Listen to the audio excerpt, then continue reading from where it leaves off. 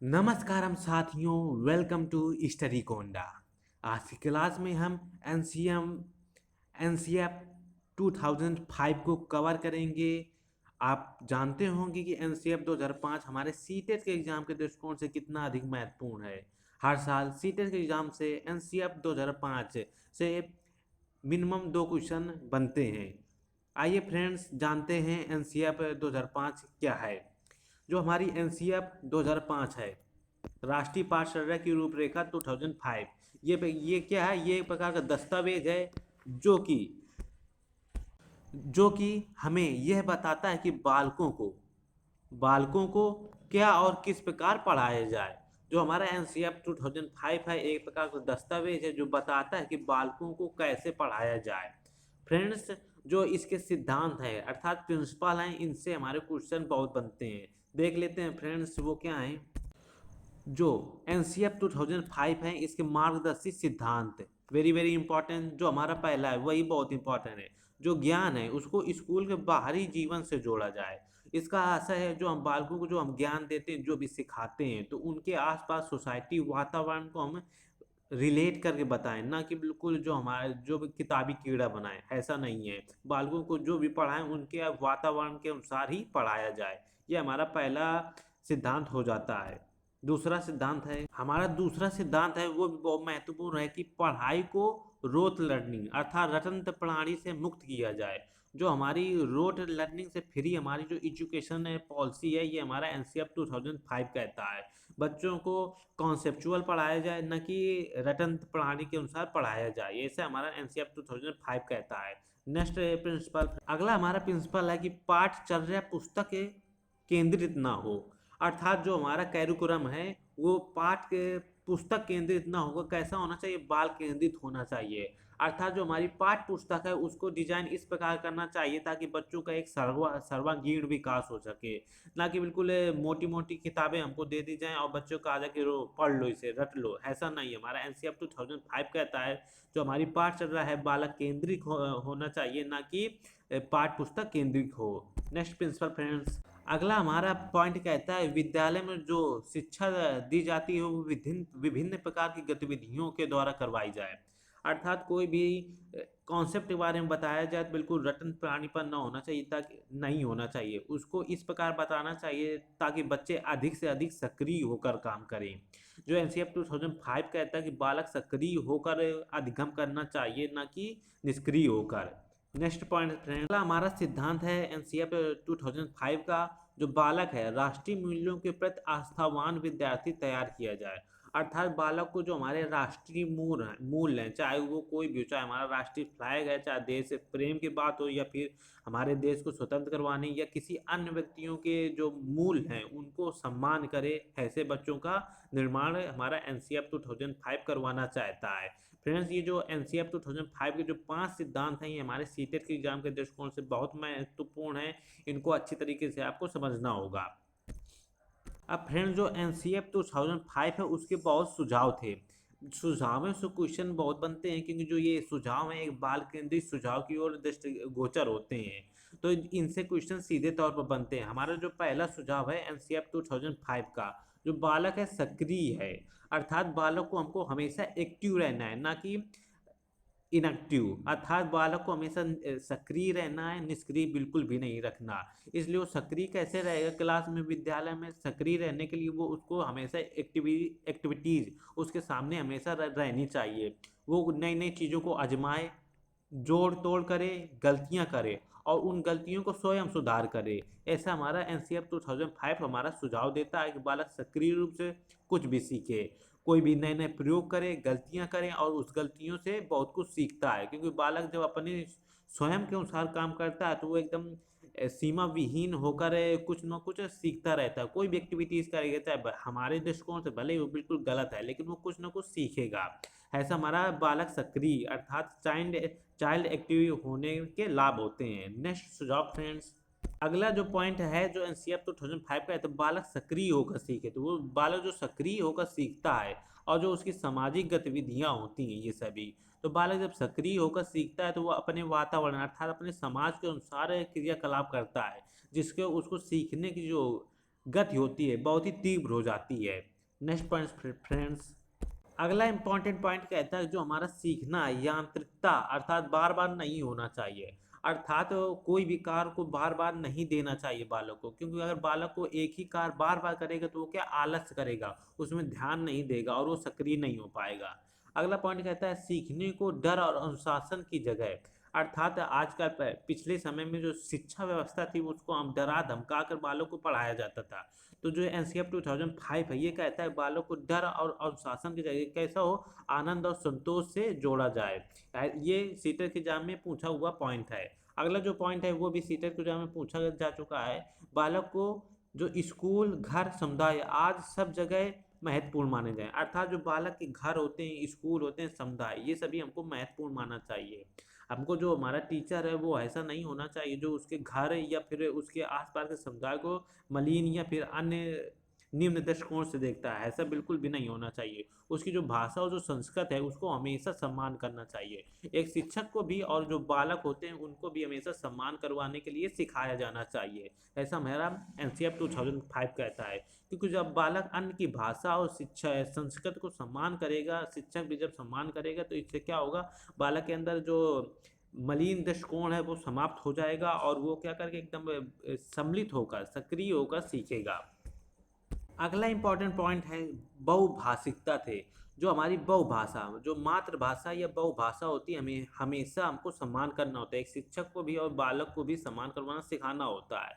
तो बहुभाषिक कक्षा शिक्षण 3 भाषाओं त्रिभाषा सूत्र की वकालत करता है। जो हमारा एनसीएफ 2005 है वो बहुभाषिकता में त्रिभाषा को अपनाने का जोर देता है। अर्थात जो त्रिभाषा है जैसे हिंदी, हिंदी किसी बालक की मातृभाषा है, अर्थात उसने अपनी परिवार माता पिता और समाज से सीख ली, वो उसकी मातृभाषा हो गई एक ये।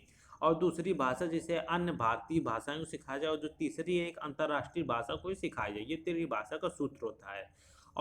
और इसमें भाषा के चारों जो कौशल होते हैं, सुनना बोलना पढ़ना लिखना की इसमें बात की है। अर्थात बालों को सुनना बोलना पढ़ना लिखना ऐसा त्रिभाषा सूत्र के अंतर्गत आ जाता है। अगला अगला इंपॉर्टेंट पॉइंट एनसीएफ 2005 कहता है कि किसी भी प्रकार की सूचना को ज्ञान मानने से बचा जाए। अर्थात जो हमको सूचनाएं होती हैं, हमारे आसपास की सूचनाएं होती हैं, उनको ज्ञान मानना अच्छा नहीं है, हमारा एनसीएफ 2005 कहता है। और जो अगला इंपॉर्टेंट पॉइंट है बहुत ही बार सीटर के एग्जाम में पूछा जा चुका है। जो हमारा जो बालक को जो शिक्षा दिया जाता है उसका सूत्र जो होगा हमेशा पहला होगा ज्ञात से अज्ञात की ओर। अर्थात बालक को जो पहले से ही ज्ञात है उसी को उठाकर हम अन्य अज्ञात चीज को उसको सिखाए, तो इससे वो उसको ज्ञात का होगा, उसके वातावरण जो उसके समुदाय आसपास जो सीखता है वही उसको ज्ञात होता है। जब वो स्कूल जाता है तो उसी को उठाकर हमको उसको अपग्रेड करके उसको नई नई चीजें सिखाया जाता है, अर्थात अज्ञानता को सिखाई जाती है। तो ज्ञात से अज्ञात की ओर हमारा एनसीएफ 2005 कहने को कहता है। और दूसरा है मूर्त से अमूर्त की ओर। जो मूर्त होता है मूर्ति अर्थात जो कंक्रीट होता है जिसे हम स्पर्श कर सकते हैं, रियल में देख सकते हैं, तो वो जो मूर्त से जो अर्थात जो उसे रियल में देख रहा है, अमूर्त की ओर होना चाहिए, अर्थात कल्पना जो नहीं देख पा रहा है। तो मूर्त से अमूर्त की ओर एक ये हमारा शिक्षण सूत्र होता है। ये दोनों बहुत ही इंपॉर्टेंट है, ज्ञान से अज्ञात की ओर, मूर्त से अमूर्त की ओर, समान से विशिष्ट की ओर, सरल से कठिन की ओर, ये सभी हमारे क्या शिक्षण सूत्र हैं। फ्रेंड्स इसके बाद हम एनसीएफ 2005 जो इंपॉर्टेंट क्वेश्चन है जो पिछले साल एग्जाम में आए हुए हैं हम प्रैक्टिस करेंगे। अगला हमारा एनसीएफ 2005 से इंपॉर्टेंट पॉइंट है जो हमारा सजा और पुरस्कार की जो भावना है उसको हमको सीमित करना है। ऐसा कौन कहता है, एनसीएफ 2005 कहता है। अर्थात जो हम मार कर या फिर सजा या दंड देकर डर से बालों को सिखाते हैं, ऐसा बिल्कुल भी नहीं करना है। प्यार से प्रेम से बालों को सिखाना है, हमारा एनसीएफ 2005 कहता है। अगला पॉइंट है जो सह शैक्षिक गतिविधियां होती हैं उनमें जो बच्चे के माता पिता हैं उनको भी क्या किया जाए, जोड़ा जाए, जिससे कारण जो माता पिता होंगे उनमें भी बालों को उठाने की अर्थात उसे डेवलपमेंट करने की क्षमताएं विकसित होंगी। अगला इंपॉर्टेंट पॉइंट है कि विशाल पाठ्यक्रम में वह मोटी जो किताबें होती हैं, मोटी मोटी किताबें जो होती हैं ये असफलता के प्रतीक हैं। अर्थात इनको बिल्कुल भी मोटी मोटी किताबों का प्रयोग नहीं करना है, ऐसा कौन कहता है, हमारा एनसीएफ 2005 कहता है। अर्थात मोटी किताबें नहीं होनी चाहिए और विशाल पाठ्यक्रम नहीं होगा, क्योंकि बालक इसे अपने आप को बोझिल महसूस करते हैं।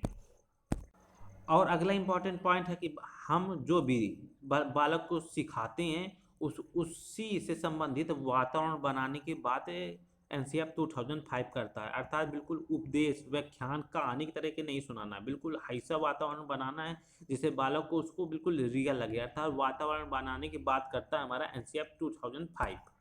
अगला पॉइंट है कि जो पुस्तकालय होता है उसमें जो बच्चों को जो पुस्तक होती है चुनने के स्वयं बच्चे चुने ऐसे अवसर देना चाहिए।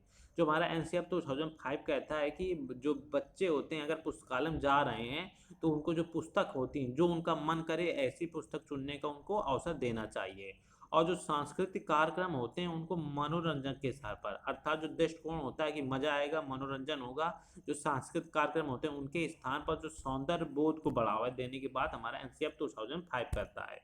अगला हमारा इम्पोर्टेंट पॉइंट जो बालक के हैं चौमुखी विकास की बात है, पर हमारा क्या होना चाहिए, पाठचर्या होना चाहिए, अर्थात जो हमारी जो पाठचर्या है वो बालक के सर्वांगीण विकास के बारे में बातचीत करती है, अर्थात बालक का सर्वांगीण विकास हो ऐसी पाठचर्या का निर्माण करना चाहिए हमारा एनसीएफ 2005 कहता है।